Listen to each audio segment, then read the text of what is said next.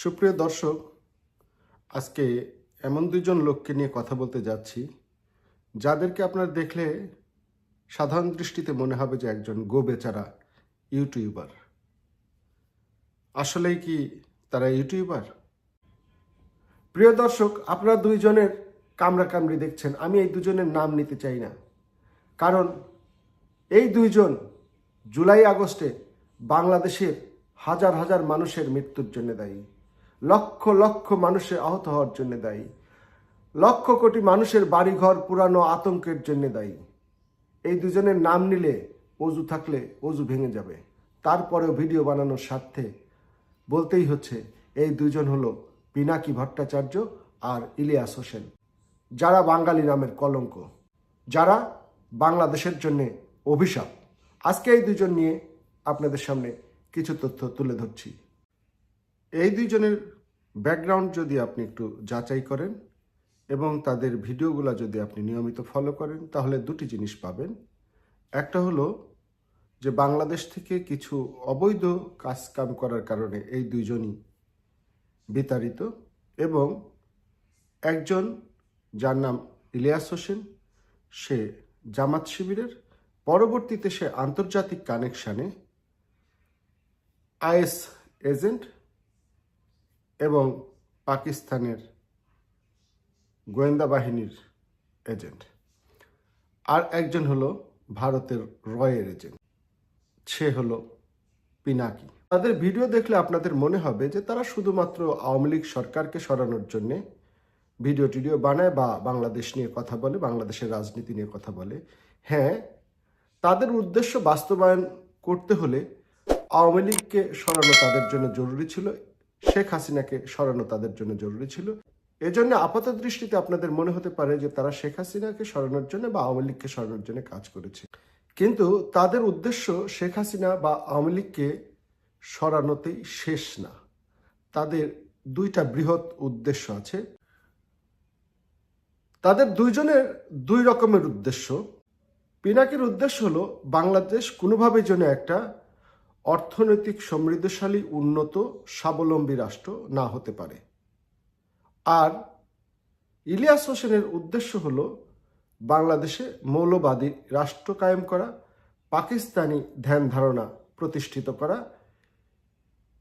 এই দুইজনের দুই পথ এই কারণে ভিন্ন, কিন্তু তাদের এই উদ্দেশ্য বাস্তবায়নের জন্য তারা পথ বেছে নিয়েছে একটা। সেই পথটা হলো দেশের সাধারণ মানুষের ধর্ম বিশ্বাসকে কাজে লাগানো। আপনারা সবাই জানেন আমাদের দেশের মানুষ, বেশিরভাগ মানুষ মুসলিম, ইসলাম ধর্মের অনুসারী, এবং তারা প্রচণ্ড ধর্মভীরু। আর যাই করুক, সত্য মিথ্যা যাই করুক, ঘুষ দুর্নীতি যাই করুক, কিন্তু শেষ পর্যন্ত তারা কিন্তু ইনশাল্লাহ আলহামদুলিল্লাহ কিছু কিছু মানুষ নিয়মিত নামাজ পড়া মোটামুটি করে থাকে, এবং নামাজ কালাম না পড়লেও কিন্তু প্রত্যেকের মধ্যেই ধর্মের প্রতি একটা ভালোবাসা আছে। আর সেক্ষেত্রে যেহেতু আমাদের দেশ ইসলামী সংখ্যাগরিষ্ঠের দেশ, সেই জন্য তারা ইসলামটাকেই বেছে নিয়েছে।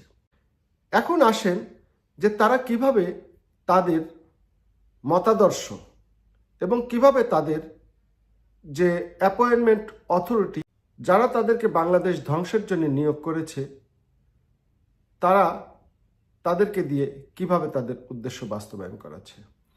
প্রথমে পিনাকির কথা চিন্তা করেন। পিনাকি একজন হিন্দু ধর্মের মানুষ, কিন্তু তার বক্তব্য যদি আপনি শোনেন, তার ভিডিও যদি আপনি দেখেন, তাহলে তাকে মনে হবে যে আল্লাহর ওলি পয়গম্বর এবং সে পীর মুশরিক জাতীয় কেউ, বা ইসলামের বড় বড় স্কলারদের চেয়েও ইসলামের প্রতি তার মমতা, দরদ অনেক বেশি।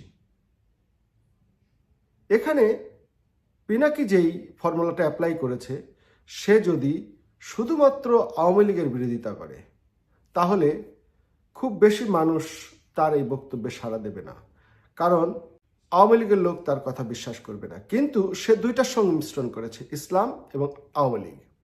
সে যখন ইসলাম নিয়ে কথা বলে, তার মাথায় এটা থাকে যে আওয়ামী লীগের যত সমর্থক আছে, কর্মী আছে, তাদের মোটামুটি অধিকাংশ লোক ইসলাম ধর্ম অনুসারী।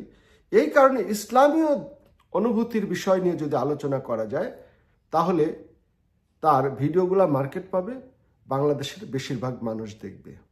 এই দুইটাকে ব্যবহার করতে গিয়ে সে আরেকটা কাজ করেছে, সেটা হলো সে জানে যে এই ধর্মভীরু বাঙালিরা সবসময় ইন্ডিয়া বিরোধী। এটা আমাদের দেশের মানুষের মন মানসিকতা না, এটা অনন্তকাল ধরে চলে আসছে যে আমার বাড়ির পাশে যদি একজন বড় লোকের বাড়ি থাকে আমার কিন্তু হিংসা হওয়াটাই স্বাভাবিক। আরে ও এত বড় লোক, ও এই করতেছে সেই করতেছে। কিন্তু আমি যদি মনে করি যে এই বড় লোক যে প্রভাবশালী প্রতিবেশী আমার আছে তার সাথে যদি আমি সুসম্পর্ক বজায় রাখি তাহলে আমি শান্তিতে থাকতে পারবো, কারণ তার সাথে পাল্লা দিয়ে আমি পারবো না। আমি জানি ওই যে মানুষের মনে একটু হলেও ঈর্ষা আছে ভারত সম্পর্কে, এই অনুভূতিটাও পিনাকি কাজে লাগিয়েছে। পিনাকি কেন এগুলা করে? পিনাকির উদ্দেশ্য একটাই, সেটা হলো বাংলাদেশ যাতে একটি অর্থনৈতিকভাবে স্বাবলম্বী, আইন শৃঙ্খলার দিক থেকে একটা শান্তিপ্রিয় রাষ্ট্র এবং কোনো রকম হানাহানি খুনোখুনি বিহীন রাষ্ট্র পরিণত হতে না পারে। তার উদ্দেশ্যটা হলো যদি বাংলাদেশ কোনো কারণে একটা স্ট্যাবল রাষ্ট্র হয়, একটা উন্নত রাষ্ট্র হয়, অর্থনৈতিকভাবে স্বাবলম্বী হয়, বাংলাদেশের আইন শৃঙ্খলা উন্নতি হয়, তাহলে বাংলাদেশ হবে দক্ষিণ এশিয়ার সবচেয়ে উন্নত রাষ্ট্র। কারণ বাংলাদেশের মানুষ পরিশ্রমী, বাংলাদেশের অনেক মানুষ প্রবাসী, তারা সবাই মিলে যদি তাদের ইনকাম, তাদের পরিশ্রম দিয়ে দেশকে একটা সুন্দর দেশ গঠন করে, তাহলে বাংলাদেশ যদি দক্ষিণ এশিয়ার সিঙ্গাপুর হয়, ভারত বিশ্ববাজারে তাদের প্রভাব হারাবে।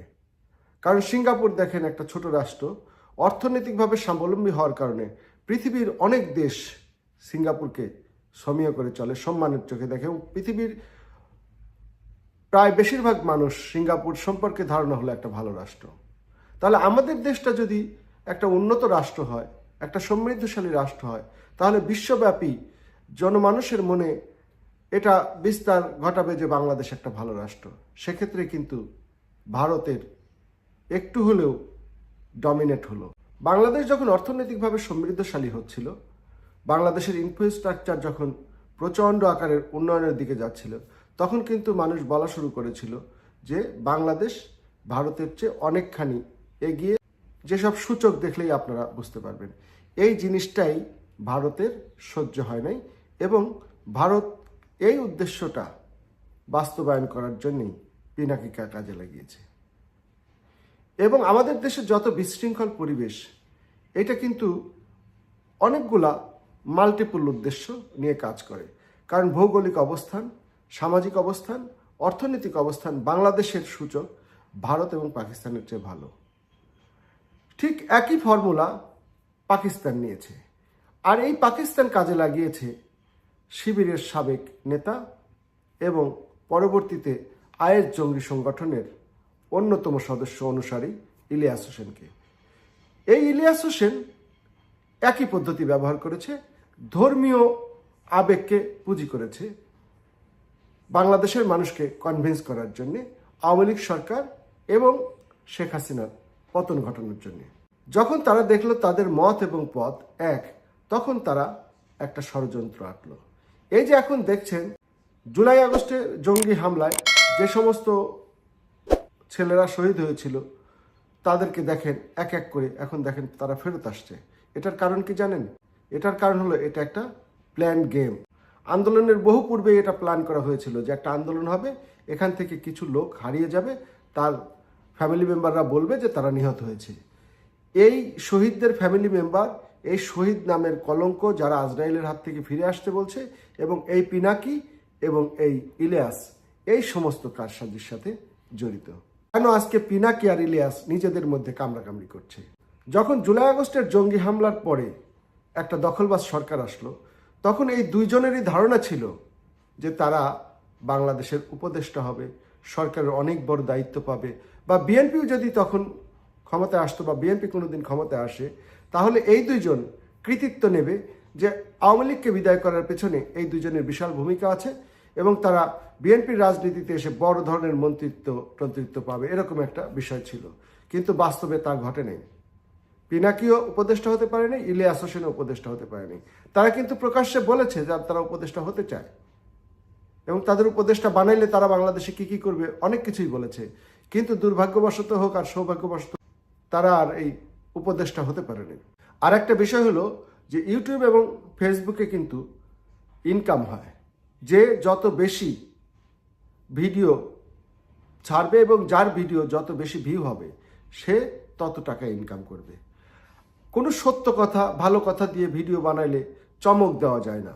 একটা মিথ্যা সত্য প্ল্যান ষড়যন্ত্র, এর চরিত্র ওর চরিত্র, ওই ঘটনা সেই ঘটনা, বিভিন্ন রকম সত্য মিথ্যার মিশ্রণ বানিয়ে যদি ভিডিও বানায় পাবলিকরে দেওয়া যায় তাহলে দেখা যায় যে কেউ এটা বিশ্বাস করে, কেউ এটা অবিশ্বাস করে, কেউ সমালোচনা করে, অর্থাৎ ভিডিওর ভিউ বাড়ে, এতে করে তাদের ইনকাম বাড়ে।